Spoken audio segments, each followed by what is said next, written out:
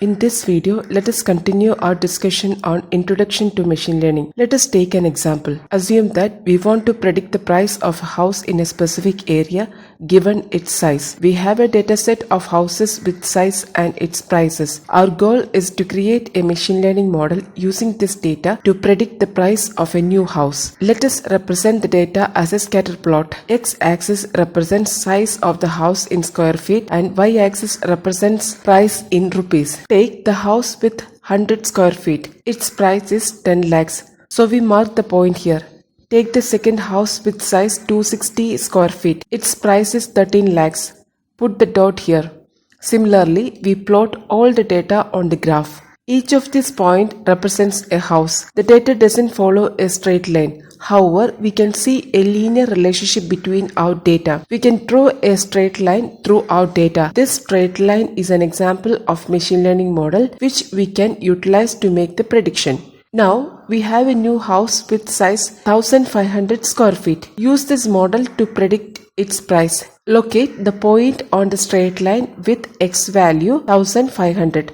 Find out its corresponding y value. It is 48 lakhs. That means our model predicts that the price of the house with 1500 square feet will be 48 lakhs. From algebra, you may remember that the equation of a straight line is y is equal to mx plus b, where b indicates the line intercepts the y-axis and m represents the slope or angle of the line. Here, m and b are generally called the weights of the model. The problem here is that our model does not know the appropriate values for m and b. With different values for m and b, we can have different straight lines through the data. Here, the goal of machine learning is to find the best fit line. What is a best fit line? Best fit line is the one that reduces the prediction error. What is prediction error? Take this house. Its actual price is 32 lakhs, but the model predicts the price as 28 lakhs. The difference between the actual price and the predicted price is the error. Here, there is an error of 4 lakhs. For this house, the error is 0. The actual and the predicted prices are the same. Machine learning algorithm tries to find out a model that minimizes the prediction error. X is the data with us, so X is known to us. What is unknown is the optimum value of the weights or the parameters M and B. Hence,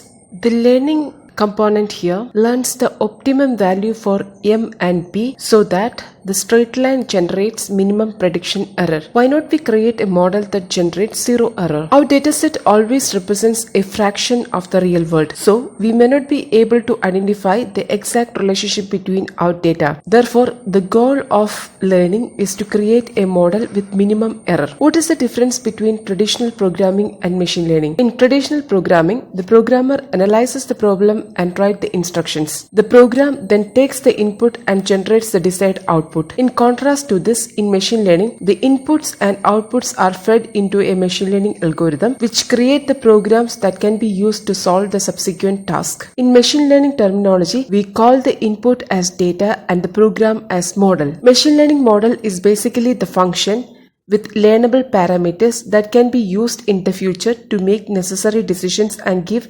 expected outputs from the new inputs. Let us represent the model mathematically as h of x, where h is the function and x is the input to the function.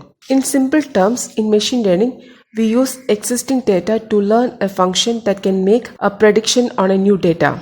Now, let us discuss about the various components of machine learning. First, we should have an input or data. Let us call it a small x. In our example, the size of the house is the input. Next is the output, say y. Our output in the previous example was house price. Next is the target function.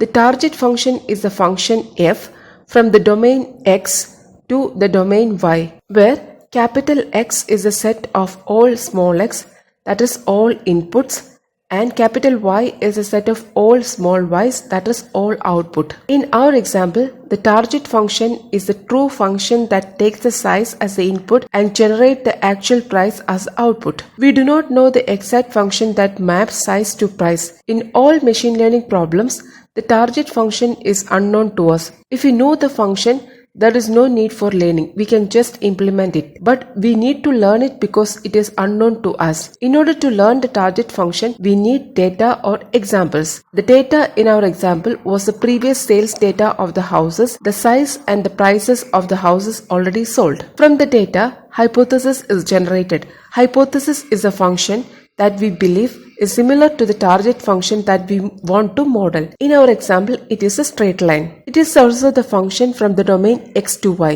Hypothesis function is represented using small letter g. G is said to approximate the target function f. While f is unknown to us, g is the one that is known to us after learning. The goal of learning is to generate g with the hope that it will approximate f. Let us represent this in the form of a picture in order to analyze more. The target function f is unknown to us. The goal of learning is to find a function that approximates the target function. In order to learn the function, we have data or training examples. Data is the only window through which we get an idea about the target function. The output of learning is a final hypothesis g, which hopefully approximates the target function f. The final hypothesis is generated by a learning algorithm. The learning algorithm uses the training examples to generate the final hypothesis. For our previous example, the learning algorithm used was the linear regression. We will come to different types of learning algorithms in the subsequent videos. Another component that goes into the learning algorithm is a set of candidate functions known as the hypothesis set or the hypothesis space. The hypothesis set or a hypothesis space is a set of all possible hypotheses. In our previous example, the set of all straight lines form the hypothesis space. The learning algorithm will choose one hypothesis from the hypothesis space as the final hypothesis